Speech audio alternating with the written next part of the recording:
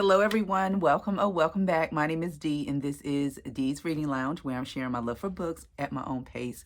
Welcome to another video. Thanks for all who watches my videos and who have subscribed to my channel. I really do appreciate your support. I love hearing from you down in the comment section. I am going to be doing my year in books from Goodreads. And so this is my first time really being consistent with Goodreads. Like I said, I fell off of reading about 2 years ago and still would read here and there, but not consistently like I have been since the summer. And so Goodreads sent me this notification giving all of my stats and things like that, and I thought it was very interesting and I wanted to share that with you. I am looking down because I do have my computer right here that I'll be referring to, and so let's get started. This shouldn't be a very long video. All right, so my year in books. So I have read a total of 5,877 pages, which when I see that, I cannot believe it. That's a lot for me. Even though I have not read a whole lot of books, it's not about the book count for me. It's the fact that I am reading, I'm getting back into this hobby, and I just love to read stories. That's what it is for me. So I've read a total of 20 books from summer until now. That will be more because this month is not over. Per Goodreads, my shortest book is this book right here, which is Audre Lorde's The Cancer Journal. I did talk about this in a recent reads video.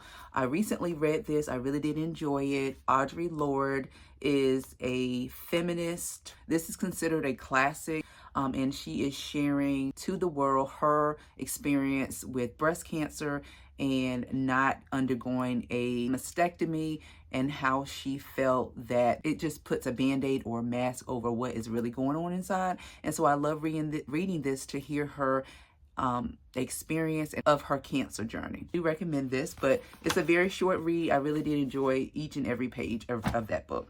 So per Goodreads, my longest book is this book right here, which is The Teacher. This was, I want to say, my first read from Freida McFadden. I wanted to kind of start with a non-popular book. At the time I came onto the booktube scene, people were talking about The Housemaid. I wanted to start with another book just to get a sense of her writing before I jumped into The Housemaid.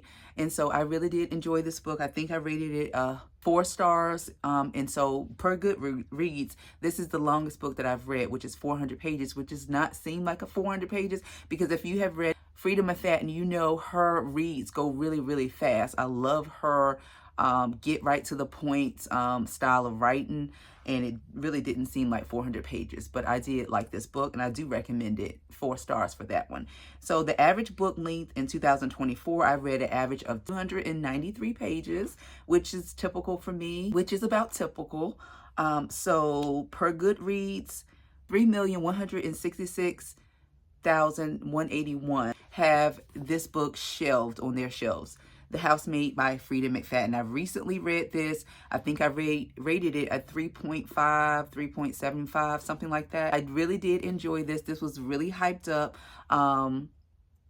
The end half of the book was the most exciting for me. But I did enjoy this. So I'm not the only one who enjoyed this book. Was the hype real? I would say kinda, sorta, but I wouldn't say it's an exceptional book. Okay, so my least shelved book is this book right here. Only 5,410 people have that book shelved, and I don't even have it shelved, okay, because this was loaned to me from the library, and I just wanted to read Zane because I've never read anything from her. I never read erotica, and so I wanted to kind of experience that. And what did I rate this? I think I rated a 3, but I don't recommend it because to me, it just was not all that good. You know, it had some good points in it. The erotica is definitely not for me because I really don't enjoy reading that sexual explicit. The erotica was just too much for me. For me, I just didn't enjoy kind of reading the explicit details of everything. Like details. She gives like details. And I was like, whoa, this is too much. This is too much for me. So it wasn't a horrible book, but I wouldn't tell you to go out and read it. Okay, so per Goodreads, my average rating for 2024 is a 3.6. So I would say based on that, I have read some pretty good books. The highest rated book on Goodreads is 4.64 stars, but I rated this a 5-star, and that book is The Sun Does Shine by Anthony Ray Hinton. I've had this book on my shelf. Actually, I gave the hardback copy to my brother so he could read it, and I went out and bought a used copy paperback because I just prefer paperbacks. But yes, I love this book. It really does humanize men behind bars. It made me see another side of them. It made me think about redemption and things like that. And if you are a proponent of the death penalty, this may change your mind, because it really does give you intimate insights of what this man went through while he was on death row, convicted for a crime that he never committed. This book was like the first book this year that made me cry. It is such a good book. It's such a good book. I definitely do recommend this one. Yeah, very, very good. And I wasn't the only one, because it was the highest rated book that I have read in my collection on Goodreads.